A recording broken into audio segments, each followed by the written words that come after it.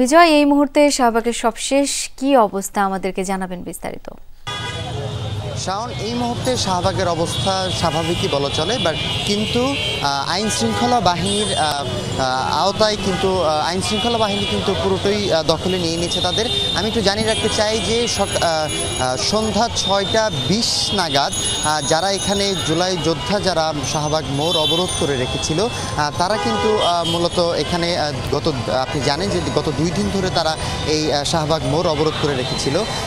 6টা 20-এর সময় আরেক দল জুলাই যোদ্ধা তারা এই অবস্থানরত জুলাই যোদ্ধাদের ভুয়া আখ্যা দিয়ে তাদের সাথে এক ধরনের সংঘর্ষের সৃষ্টি হয় এবং তখনই কিন্তু এই সংঘর্ষ ঠেকাতেই কিন্তু আইন শৃঙ্খলা বাহিনী আসলে অ্যাকশনে যায় এবং আইন শৃঙ্খলা বাহিনী এরপর তাদের দুই পক্ষকেই অ্যাকশনে যেয়ে তাদেরকে কিন্তু সরিয়ে দিয়েছে।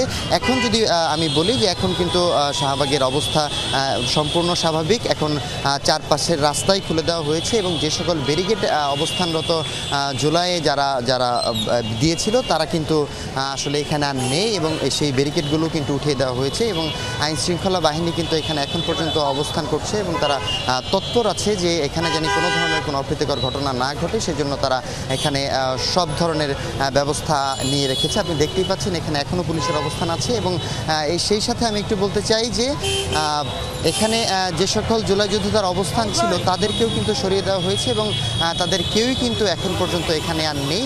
তবে সবশেষ পরিস্থিতি যদি বলতে চাই যে এখানে এখন অবস্থা বেশ স্বাভাবিক এবং যান চলাচলও স্বাভাবিক। শাওন।